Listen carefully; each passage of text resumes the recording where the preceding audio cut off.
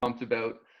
So we thought it was important in a world where we're becoming increasingly connected and also disconnected with each other as our attention spans shrink and get pulled in a million different ways. The ability to communicate in a compelling, contagious way is such a valuable skill to possess. And in particular, during these tough times for organizations and individuals to have that ability to or be to effectively and efficiently circulate a clear message is essential. So that's why we're super excited today to be speaking with a true studier of stories and connoisseur of conciseness, pretty compelling Scottish fella himself.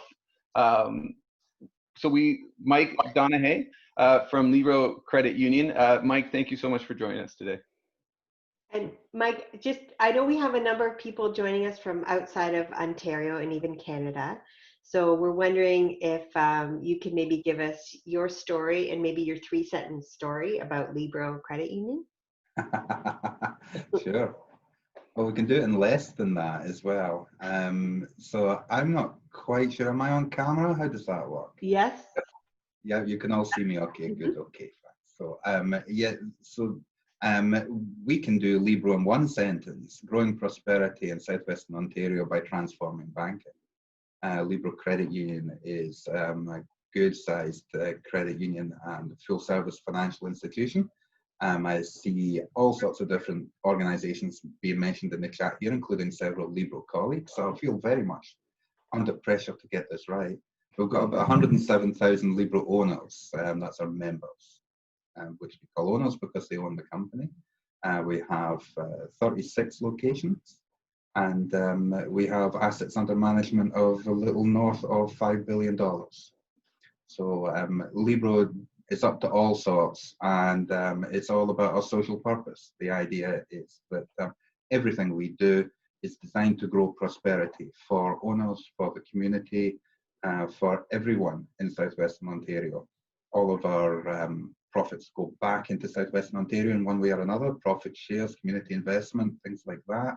And we try wherever we can to work with people who share our purpose. We're a registered B corporation as well. So the idea is that we always use business as a force for good. Now that's more than 3 sentences. Sadly, you picked the one subject that I'm supposed to do concisely and always blether on about. And yes, I am Scottish. Blether means talk too much. And that's that. So, and I'm communications manager at Libro. I've been here for 3 years now. Myself and my team, we're involved in all sorts of internal, external communications, all the media stuff. We oversee Libro's intranet, which is currently being heavily revamped, and there's all sorts of work happening there on a 2-year project to get lots of amazing content on there to support business on the front line. And we generally get involved in everything that we can possibly find hours in the day to get involved in. Before I worked for Libro, I was a newspaper journalist. I continue to write a column for a couple of newspapers. I write the Monday column for my hometown newspaper in Scotland, which is about nothing every week, nothing whatsoever every week. And I also am proud to say that I'm the graphic novels columnist for the Toronto Star. You'll see lots of geeky stuff behind me. I used to work for Torstar. I've had 21 years in newspapers in Scotland and here, and I'm very happy to have moved from a job in which I really believed in what we're doing and did not necessarily believe in the company or the people that owned it. No disrespect meant to any particular company there, but let's just say that purpose needs to be embedded in every aspect of a company. And now I work in a job that I really believe in, for a company that I really believe in, and I'm super gung-ho about it. How's that for too much information? Oh, that's fantastic. And what I love, Mike, is, and I was going to bring up too, just looking over your LinkedIn profile and knowing your history, your work history, it's so diverse and fascinating. I love it. So interesting. As you mentioned, I see the Batman behind you there with the graphic novel columnist and the editor at newspapers, reporter, photographer, etc. What I love is with all that you've done on your About Me section and your LinkedIn page, where most people have whole, big blobs of talking on about themselves, yours says it's all about the storytelling. Ask me about it. I love this stuff. And that's it. sentences, which I love. So as we're talking about today, being concise. So I'm trying to keep this concise myself and just ask you, why storytelling, or what is it about storytelling? Okay, so there's conciseness and there's being concise and there's blethering. So I will talk too much. However, it's all in a good cause. And we'll get to that a little at a time. But storytelling, right? Why storytelling? So I'm going to move some notes across here. I've got some bullet points here. I generally disagree with people ever working from notes, so I've got very basic notes here. So the basic idea is that storytelling exists to transmit information, and it exists to do it with emotion added. So why do we do this? We do this because we've got to. We do this because we're human beings. It's ingrained in us right down at the DNA. As a species, we are built in such a way that when we have to transmit information, if we do it using a narrative, we are more likely to do it in a sticky way. So the example I always give for that is Red Riding Hood. And you're going to hear again and again lots of fairly basic, probably unprofessional examples. People ask me things like, what campaigns do you like? I go, I don't know. Let's talk about Red Riding Hood. Because storytelling works at the most basic level, and you can then take that and apply that anywhere. So Red Riding Hood is supposedly a story about a girl lost in the woods, but really that's an early example of stranger danger. That was a way to get children to be suspicious of strangers. It transmitted information, and it did it in an emotional way. We're built to enjoy storytelling because it has an emotional effect on us. Now that can be positive or it can be negative. For example, in newspapers, let's just say the recourse to the negative emotion in newspapers is more common than the positive one. There's a saying in newspapers, make your readership angry and they'll write half your paper for you. That's why so many different media organizations are constantly winding us up. It's good business for them. Now they do also have their own social purpose, but most media organizations are fighting for survival. It's easier to push the negative emotion. But I always argue it doesn't really matter what the emotion is. The point is that if you make people feel something as you give them information, and usually a good way to do that is through a structured narrative, then telling a story well will always, always, always be an effective way to communicate.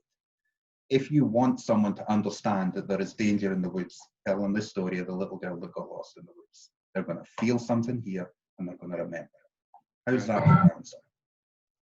Fantastic. And so what's interesting to me is when we were speaking about stories and the importance of storytelling, you know, we hear of stories and we naturally think of something, you know, longer, something rolling with set structures, plot lines, acts, etc., which seems so diametrically opposed to communication strategies, or what we think of them today, where, you know, you have to cram everything into 280 characters. You want a sound bite.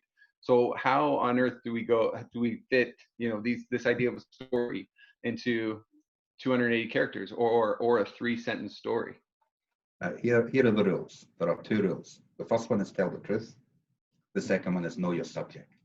And that's it. And beyond that, no rules need to exist. Beyond that, all further rules are artificial constructs. I'll explain that. This is about demystifying storytelling. We all do it all the time. So I'm a plain speaker, so I talk from experience here as well. And I like to strip things right back down to the basics. In a professional environment where we say things like, hello, I'm the communications manager, or hello, I'm the columnist, all that stuff. We're always looking for ways to make sure that we're taken seriously. Sometimes it's wearing a tie. Sometimes it's speaking in a particular way. Now, I'm conscious that I'm talking here with my white male privilege. I don't really need to worry so much because I get away with quite a lot. Also, I'm Scottish and freely admit that I'm a little eccentric as well. I'm different enough that I get away with quite a lot. So I don't need to be quite so professional as long as I don't break certain.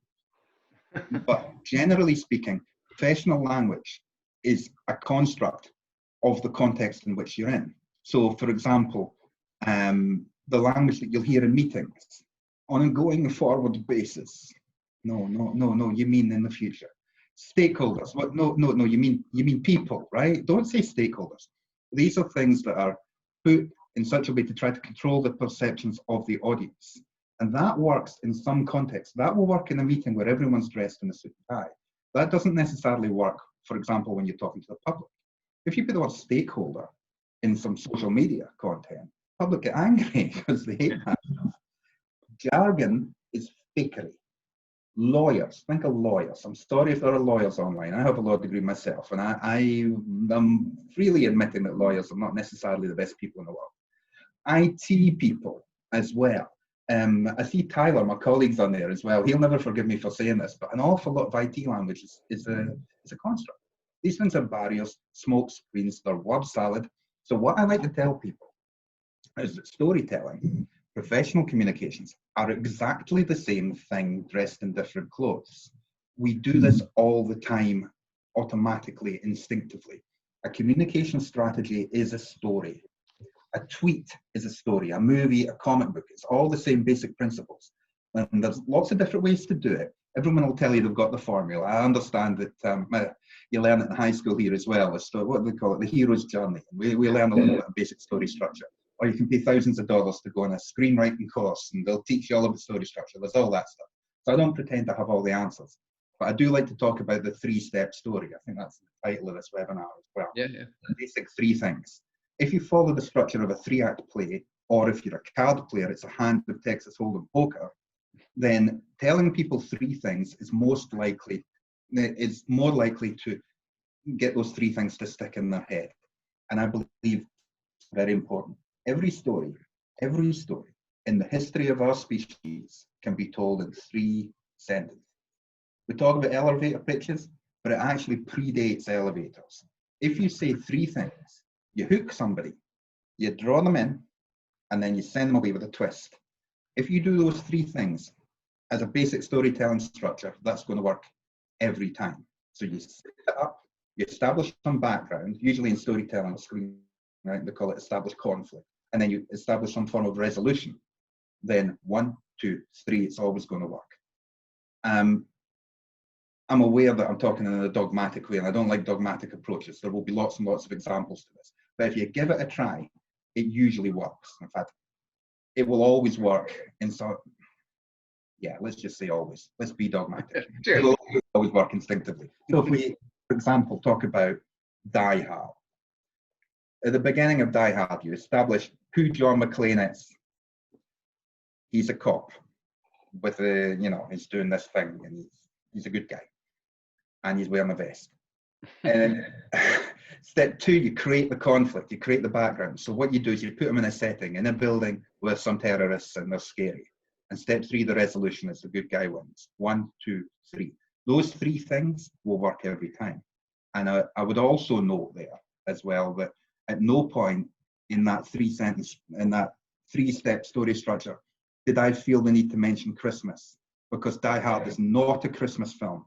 Die Hard is a film which is set at Christmas. Christmas is not an essential element of Die Hard. And we can apply this everywhere that we do it.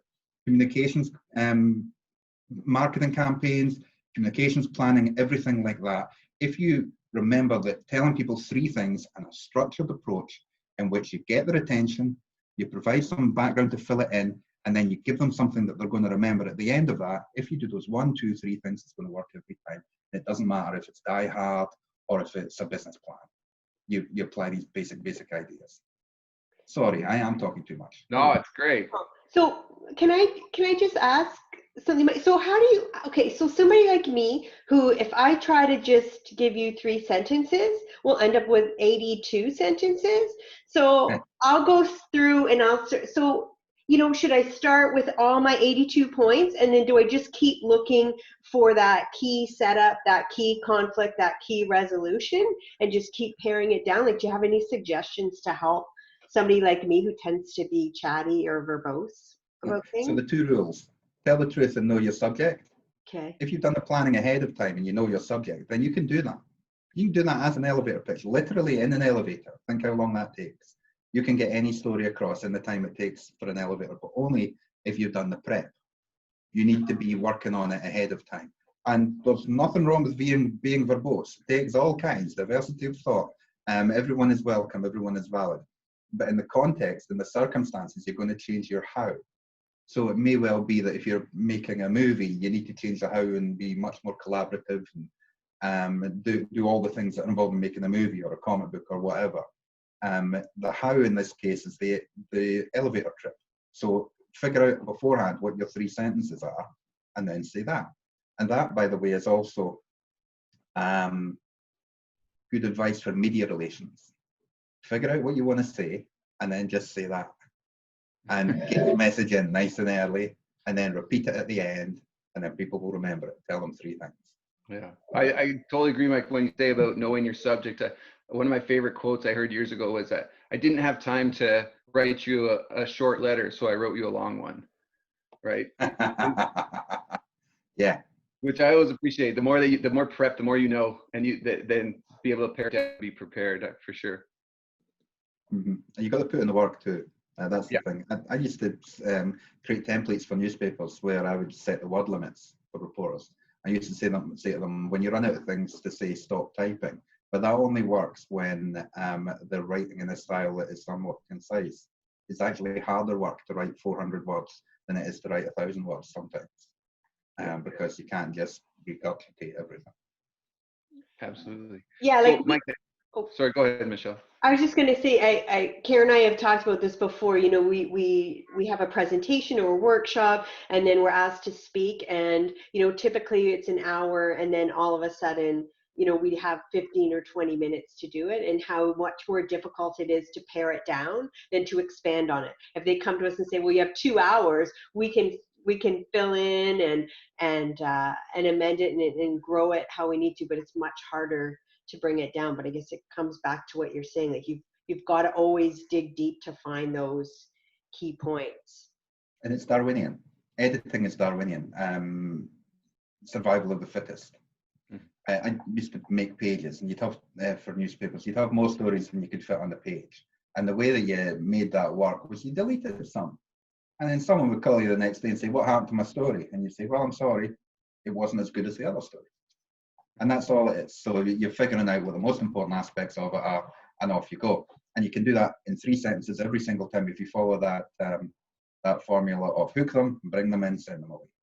And Mike, as you mentioned, the 3 sentences. I know. I'm not sure if you're bringing up the slides or not, but talking a little bit about the couple of examples that we discussed before.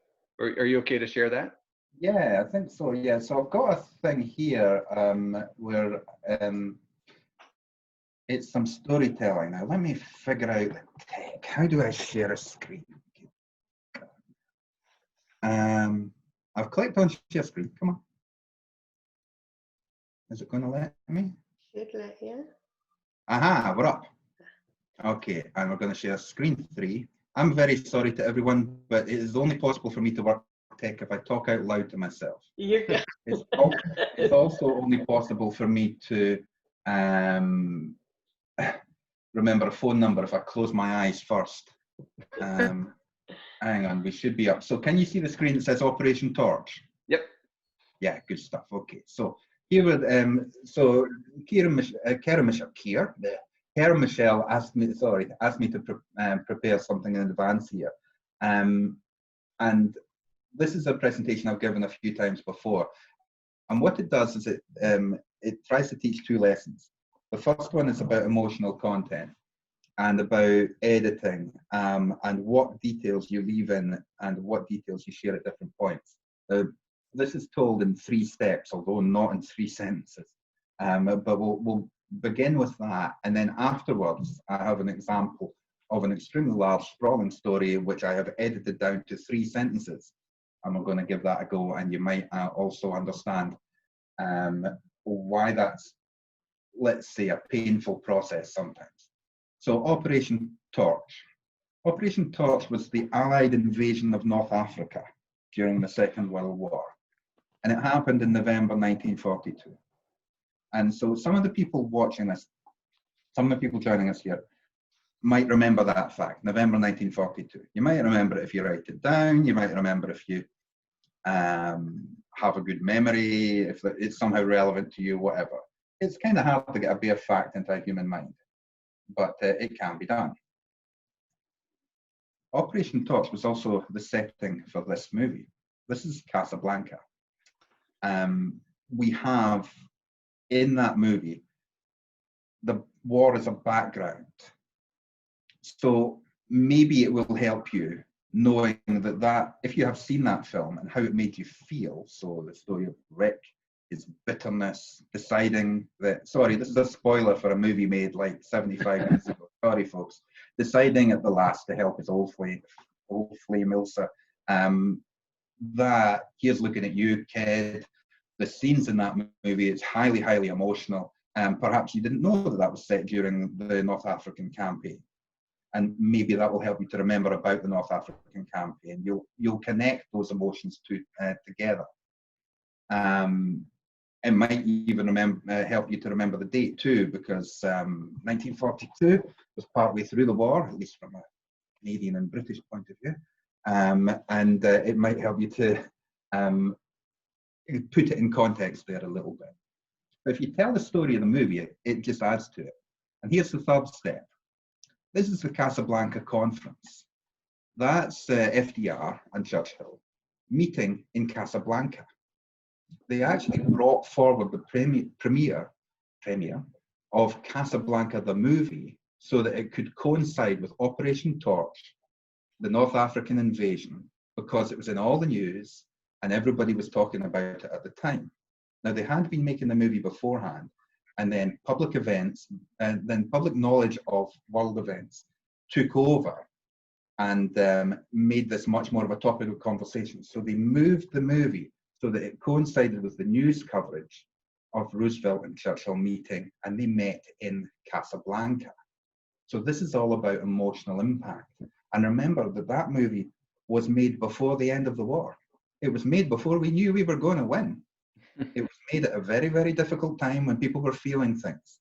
And those of you who remember seeing that movie may remember the scene about in the bar when they sing the French national anthem. Those people singing that, some of those people were escapees from the war.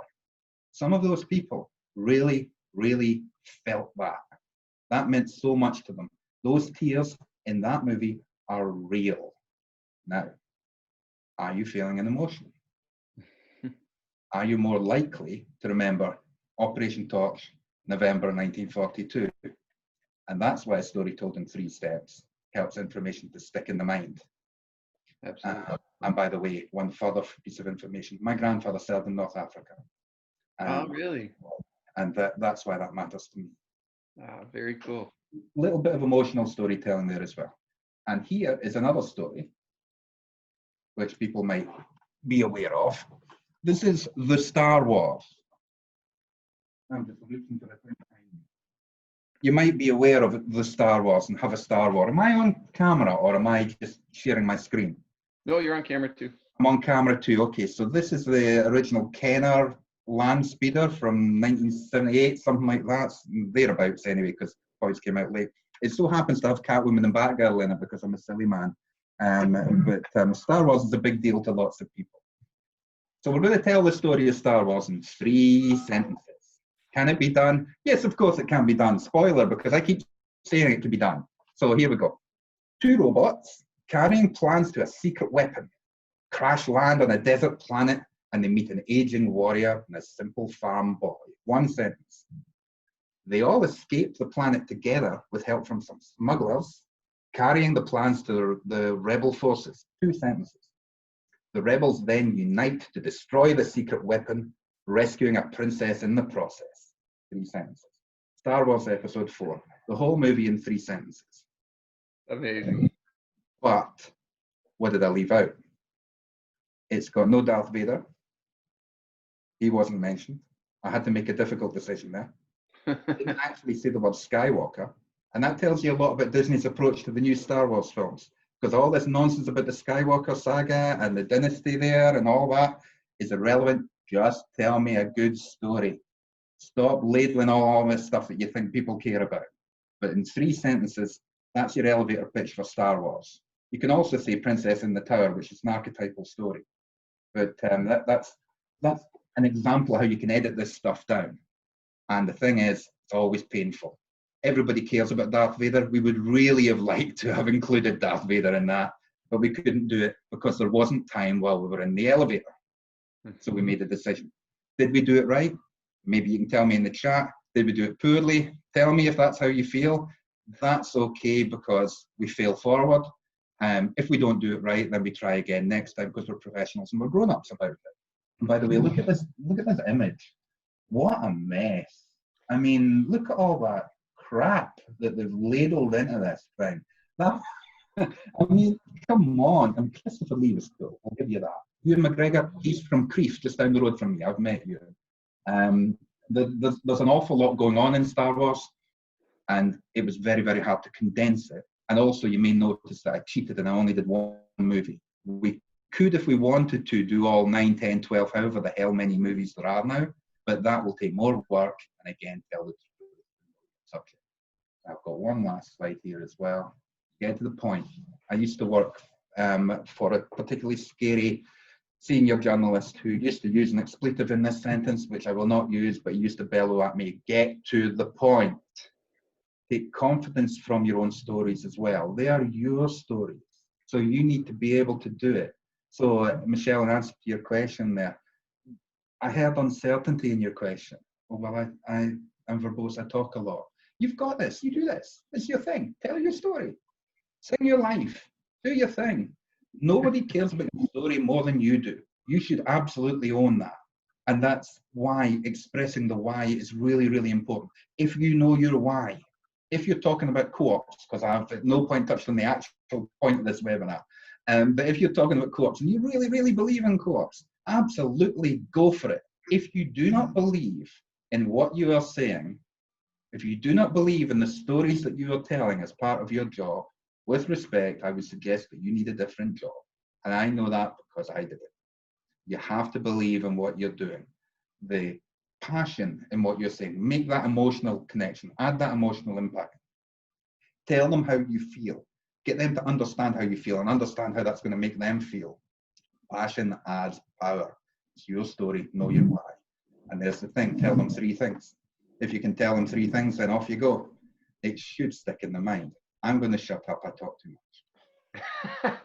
Not at all, Mike. It's all fantastic. We're getting out of your way because it's great. So thank you for that. I know maybe I'll ask a quick question, and then Michelle, if you're okay, take a look at the chats to see if there's any coming in. I'm sure there are, and I already had one sent to me, but you kind of already touched on this, Mike, a little bit. But I know, like as Michelle said, people coming. I know when I worked with my colleague Audrey, they would always come to her as a communications person, trying in a fit, wanting her to fix some report they've done, because they say, well, I don't know Sorry enough. to talk over you, but people treat me like I'm Obi-Wan Kenobi. People come to me and think I'm a wizard. I'm a space wizard that can fix their problem for them.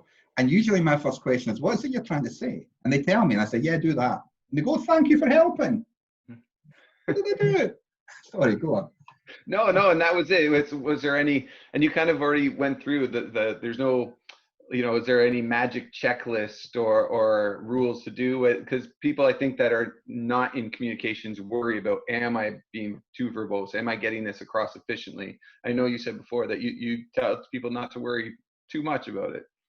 Yeah, I mean, that tip about imagine you're in a bar is a good one. Imagine you're talking to your friends. Now, I used to say this, but talking about a pub, and I believe bars are similar to pubs. But if you're in a social setting in which you are relaxed and you can tell the story to someone you care about in a way that you hope they will understand, then you can take that same idea and you can apply that anywhere. Now, that doesn't mean that you need to act like you're drunk or swear or do whatever you would do in a bar. You would obviously tailor it for the context you're in. So perhaps it's a lengthy document, perhaps it's an elevator pitch, you don't quite know. But you should, in my opinion, you should apply the same test, the same style. Is an ordinary person going to understand this? Now, people do push back against that, and I understand why.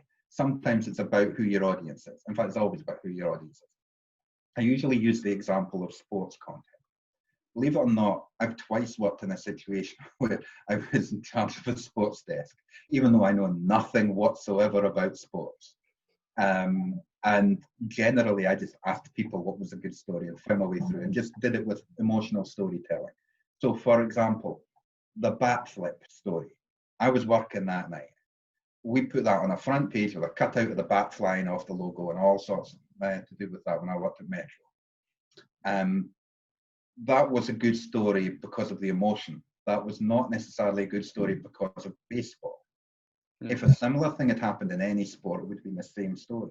It was super cool. Now, okay, baseball's the context, and that's why people are invested in it, and maybe there's some reason why they've always liked baseball and all that. But the point is that that emotional moment was the power behind it. The sport itself wasn't the power behind it.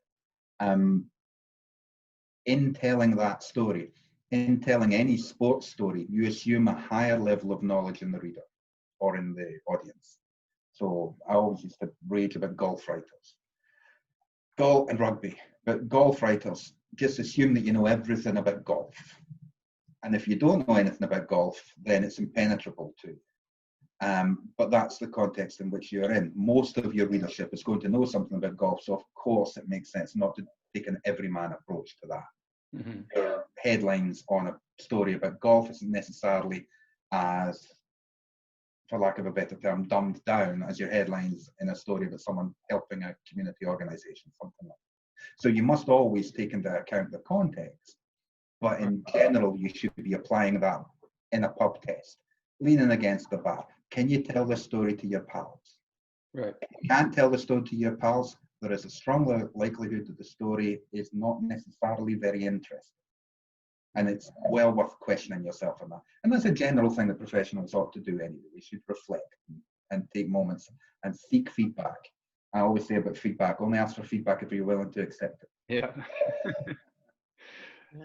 Michelle, I'll turn to you if you had a question. Yeah, I do have a question, and I have a question about a couple Libro initiatives, but I did want to just quickly ask this from Luis, and I hope I've said your name right. He's from London, and he asked a great question about sort of visual storytelling, especially with your graphic novel background. And then it kind of sparked as well when you looked at that, when you commented about the Star Wars picture, just, you know, all that. So I thought that was a great question. I wanted to make sure we got to it. So how does visual storytelling play into things? Yeah, well, it's the same answer. It's all about context. So your storytelling will always be within available resources and within the current context. So there are lots of ways. I can talk for hours about comic books, so don't let me. But there are lots of contextual elements to comic books and how they're put together. But the principle is the same. You're grabbing somebody, you're pulling them in, and you're sending them away. The structure of the story is going to be the same. All the how is different in that. That Star Wars picture is a good example of a bad one. There's too much going on there. The page layout is terrible. There's no clear entry point. A graphic designer, in particular people like me, I've made thousands of newspaper pages, will tell you, you have to be super clear about where people are going to start. That's why headlines on pages are big. And that's why pictures on pages are big, because you want them to come in. I always used to talk about how I would put myself in the place of the reader. When I worked in Metro, and one of the papers that we used to make at that point 7 newspapers for 7 cities. One of them was the Toronto Metro, which had 500,000 readers. And we used to make it for people on the subway and on the streetcar at the time. We purposely designed it for people in that situation because they were getting pushed and pulled while they tried to read the paper, or they were sitting in a tiny little space or something like that. So we would put big headlines, big photos, and keep the text fairly short and have lots of breakout boxes so there were different ways for them to find the story accessible. And visual storytelling's like that. What you're doing is you draw the eye, and then you take the eye around, and at some point you're going to send them away as well. Newspapers don't necessarily have their stories with an ending, but the 1, 2, 3 structure works exactly the same way within lots and lots of rules. And I could talk for hours about page layout. I made thousands upon thousands of newspaper pages based on the work of the X-Men comic book artist Alan Davis, who I once went to a webinar at a comic book convention where he talked about page layout and about entry points and about how at the end of the page you're inviting the reader to turn to the next page and all that stuff. I took copious notes and I went away, and after that every newspaper page was based on the X-Men layouts by Alan Davis. I used to tell people that this is the X-Men we're making here, and they used to look at me, what? Yeah, absolutely. And it's the same basic idea. And Louise, give me a yell, I'm easy to find. Hello, thanks. I hope that principles are the same. Yeah, that's amazing though. But that's that's really the thing about having, I think, a passion about about things, and it's just so cool that you can pull something you think would be so unrelated, right, and apply it to anything if you have same principles sort of apply across the board. Yeah, it helps that I'm sitting here with a grey beard and I'm becoming increasingly elderly because I've been around the block. Yeah. And so when I started newspapers when I was 23, I didn't know this stuff. And what I've done is picked up experience and paid attention to different things and noticed the patterns and things over time. And that's how I can, so I'm sorry, I'm talking about me now. I need to do that less. Let's talk about Alan Moore. Yeah, Alan Moore knows the score.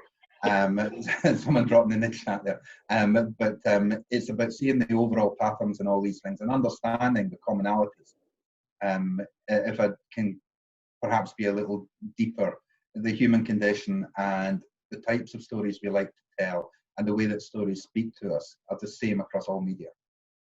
And if you're writing lengthy documents for the office, which are perhaps dry, maybe that's necessary, but you have to understand the level of engagement you will get from that. You have to understand your audience and their context and whether and how they will make a decision to consume that content. Sometimes it's as simple as put a little paragraph at the beginning with 3 sentences that sums the whole thing up, and then you get better engagement. If you're giving a presentation, tell them at the beginning what you're going to say it, and then tell them what you just said. 1, 2, 3, every time. And these sort of principles can apply in every medium, in my opinion. Yeah, and I like the way you say too about jargon, because like what I'm hearing here and what you said earlier is like, don't be afraid to change that jargon. And I think sometimes too, yeah, we get a little bit hung up, like, you know, we're supposed to be representing our organization, or we want people to really understand that we know what we're talking about. We want to convince them with using those particular terms or jargon and stuff. But I like what you're saying about maybe not worrying so much about that and really looking at your audience. So yeah, if you're speaking to colleagues and they'll be familiar with those terms, that's fine. But if you're speaking outwardly, not worry so much about using that and think more about what's going to engage people and what's going to. Yeah, and again, it's my white male privilege showing, but people get super hung up on how they will be regarded. Yeah. And it's important not to care. Sorry to interrupt there. I got cut out for a second, but just another question from Laura. She's asking, can you speak a bit more about how to decide what is superfluous from the 3-sentence story? She said she liked how you didn't include Darth Vader and Star Wars.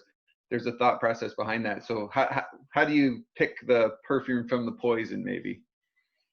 So I made a decision, which I'm willing to stand by. And that's it. So it's your decision. I was the night editor for more than one newspaper, but for 2 years I was the night editor for a whole bunch of newspapers based in Toronto, and we published from Vancouver to Halifax. And every morning I would wake up to complaints about those newspapers. Now, I believed in them and I thought we made great papers, but there are differences of opinion. Different people think things should be done in different ways. And the point is that I believed in what I was doing because I was the person who was there. I was there in the moment. I understood the situation well. I told the truth and I knew my subject. And I was willing to defend any decision. And that's the same there. So it may well be that some people are super into Darth Vader. I have a 10-year-old son who only likes the bad guys. Darth Vader, Kylo Ren, he only likes the bad guys. And he's obsessed with Star Wars. And he just says they're super cool. If I told the story of Star Wars to him without Darth Vader or Kylo Ren in it, he would get very, very upset with me. He cares about that more than I do. I made my decision my way. And then we'll see how it turns out. Some of the feedback I get may be good, may not be good. It may well be that next time I'll change my mind and do it a different way. But the whole point is you've got to own your thing. Go ahead, be confident, go for it. So I see the question there, how to decide what's superfluous. I'm going to read the actual question. Can you speak a bit more about how to decide what is superfluous to the 3-sentence story?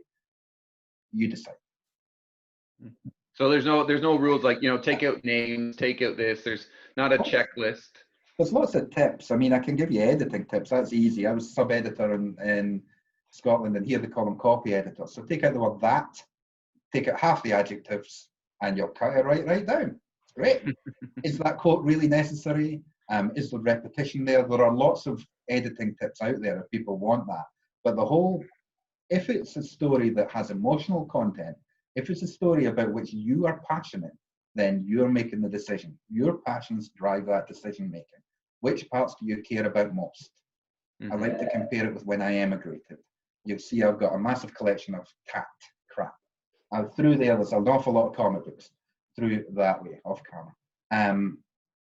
When I emigrated from Scotland to Canada, I discovered what I cared about, the things I was willing to pay money to keep, and the things that I was willing to relinquish. And that taught me a great deal about what matters to me. Have a look as you're editing, try it out, cut a bit out. Does that work? Does that work? And remember, it's all about your available resources and your content. If you've only got one page to do your story, stick to one page. It's maybe going to take some work this time, but if you keep doing it that way, you learn ways to do it. You get better at it over time if you push yourself into doing that. And again, shorter isn't necessarily better. Shorter is more effective, but in context, you might need more information. It's your decision. Right. That's great, Mike. Thanks. I know, man, Mike, I could go on for hours with you. I know we only have so much time, but I know, Michelle, I'm not sure if we had a question just even more specific to the situations we're facing now in communications with COVID that you were looking to ask.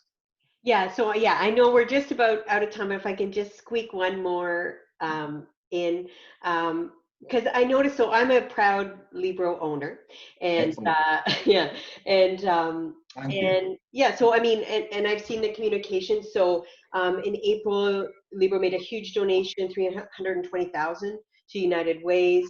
The Recovery and Rebuilding the Region Design Challenge that you partnered with Tech Alliance and Pillar was so cool. And then just more recently in May, the Loyal to Local Challenge, where you gave all your Libro staff members $25 to spend locally. Like, those are such cool initiatives. So did you have to, sort of adjust or alter your communication strategy to kind of address these COVID issues? Or did you sort of have these things in place? Was it hard to pivot and hard to decide what you would do and how you would communicate that? Yes, so good question. Our why was very clear and has not changed at any point. We're a company with a social purpose, and when COVID happened, just as when there was the dreadful explosion in Woodman Avenue in Old East Village in London last year, we were able to react quickly because we understand our why and we understand our principles. And so we knew as COVID began to take hold and we came to understand the effect that was happening, we knew that we had to do something, and then it was just a question of figuring out how and what. So I can't particularly speak to the decision making, although I was involved in some ways, but in terms of the communications, we just did the thing we always do, but we did more of it. I could probably call it up. I don't want to quote a number, but I'll guess. I think we probably put out something like 15 stories in one way or another in the 3 months since the start of COVID. And typically we'll work as a communications team on about a dozen external communications opportunities per year. So we did 15 in 3 months. So my team, Katie Boychuk and Sky Fairley, and all the other people around Libro that were helping us and supporting in lots of different ways, we worked bloody hard for quite some time. I really feel for people who are finding themselves, not Libro people, but people in other roles and other jobs who were finding themselves furloughed or without things to do. However, we were so busy for so long, just trying to keep up with all these things, but the principles were always the same. We still told the truth, we still knew our subject, and we still worked through things in a staged way. And if you look at any of those media releases or any of those stories anywhere, you'll find a three-act play structure throughout them all. The idea is that we're always going to do our thing, and if we have to scale up and do more of it, that's okay, because we've built the system, and off we go. But yeah, our why was very clear. All we did was change the how. Yeah, I love that, and I know many will have seen that TED Talk about, and the book, the Simon Sinek Start With Why, that you've mentioned a few times, and recommend that. I don't know if you do, Mike, but I think it's such a valuable exercise. We had to do it before we went to Ghana. Everyone had to do their why as to why we were going to Ghana, and we had these ideas, and they just ripped them apart, and they're like, nope, and we were peeling the onion to get to the core reason of what we wanted to do. And sometimes it's selfish, but it brought out something in us, and it was a powerful experience doing that why exercise. Mike, so is there anything before we go? And I'm not sure if there's any other questions, but would you have any for those out there? I'm sure fascinated by all this, like Michelle and I am. Have any recommendations of books you read or people you follow that you go, that person's got? I know you mentioned graphic novelists, but whether it's podcasts, writers, what have you. So yeah, that's an interesting question because I don't give the answer to it that people tend to expect. Well, we would expect nothing less. Yeah, in a corporate environment, everybody's always reading what I would call improving books. There's always good material out there, and I know I have colleagues who will recommend all sorts of business books and books about knowing your why and so on. I'm not very good at doing those because I read huge amounts of other stuff, and actually have currently, because I've just started doing some online reviews as well, I currently have 3 side gigs which involve reading. And so I don't tend to read business books, I don't have time. But what I do say in reply to that question, because I'm asked it from time to time, is read the thing you like. So people ask me for recommendations of graphic novels, and I always reply with the question, right, what was the last book you read or movie you saw that you really liked? What kind of stories do you like? And if they say, oh, well, I like this, this, and this, then I'll recommend something in a similar vein that might make them feel a similar way. Because it's never about the medium, it's always about the value of the story involved. And so what I always say to people is, you should read widely, and you should read things that matter to you, and you're the only person that knows what that is. Follow your passion. Fair enough. And also read comic books because they're great. Do you have a favorite headline that sticks out that you ever had to put out? Oh, I hadn't thought. I remember when the early one was City Tower Block Lift Plunge Terror, because it felt really, really, really tabloidy. The most famous headline in Scottish history was a soccer one. Inverness Caledonian Thistle was a football team who beat Celtic. And Inverness, sorry, this takes a lot of explanation because it's cultural. Inverness were generally known as Super Cali. And so the headline that ran in the Daily Record was Super Cali go ballistic, Celtic are atrocious. And which was just great. And that's generally seen as the best headline ever written. But I understand that they'd saved that up for some time and they'd had it for a little while. Oh, that's fantastic. I don't know if we can top that headline for closing here. But was there any, I don't see any other, I know there were some questions back before, but recognizing we're getting to 10-2 and it's people's lunch here. So I'm not sure, is there any closing remarks, Mike, that you wanted to offer, or? I would like to ask for the business. If anyone out there is not a Libro owner and is considering a financial institution, they're looking for any financial products, come and talk to us, because we're very clear on our why. We're doing this for the right reasons. We do make a profit, but we don't make a profit like Scrooge McDuck, where we pile it all up in our basement and go swimming in the coins. We make a profit so that we can have an impact on Southwestern Ontario. And if you're not in Southwestern Ontario, please consider your local credit union if you have not done so already. Awesome. Thank you. Michelle, anything? No, I wholeheartedly concur with your message, Mike. I used to work for a credit union, so maybe I'm a bit biased, but as a credit union owner and member as well, and then coming now where I'm just a member, I mean, I would never, ever go back to a banking institution. And Libro is truly amazing. The impact and what they give back to the community is just phenomenal. And I've got lots of great notes here today, and I liked, and just quickly, like I like you know, just the fact that you're not recommending maybe those typical books and stuff, but maybe what I'm hearing is, you know, start, like if maybe the next time I have to give a talk, I'll look to a movie, or I'll look to a book or a graphic novel or something maybe that I wouldn't typically look to. So if I had to give this presentation as a movie, you know, how would I pitch it, or something like that? I think what I'm hearing from you is kind of an inspiring way to think about things a little bit differently, and how to just grab people and pare it down. So I'm going to practice. my pitches and see how I do. But thank you so much, Mike. This was amazing. Kara's right. I could spend another hour at least talking here. It's fantastic. And thanks so much to everyone for joining us as well. Thank you. Thank you for letting me geek out and mess around with toys. I'm jealous that you have that. That was one of the pieces I always wanted, Mike. But thanks so much again, Mike, for joining us today. I really appreciate it. We're going to keep the chat open for another 10 minutes or so. Last time people wanted to chat and talk and ask questions. I'll put up on the screen here to let everyone know if you haven't, you've obviously registered for today, but we're looking forward to speaking with Lori next week. Same bat time, same bat channel on Thursday at 11 a.m. And again, for those, some people are asking about the site, etc. There is our website there if anyone wants to find out anything more about our project. And of course, any questions, comments that you have, any ideas for other episodes, perhaps, please don't hesitate to email us. And I think that's about it for this week. And Michelle or Mike, if there's anything else, I'm going to stay online and look at some of these chats and questions for a little bit, make sure we capture it all. And remember that we will have up in the next day or so a recorded version that you can use within your organization, watch up on our website.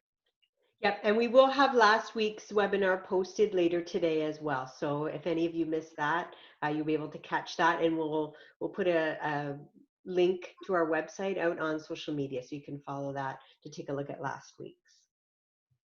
I'm looking forward to going back and reading. There's a lot of chat here, and a lot of great stuff. So thanks everyone for participating as well and for the questions.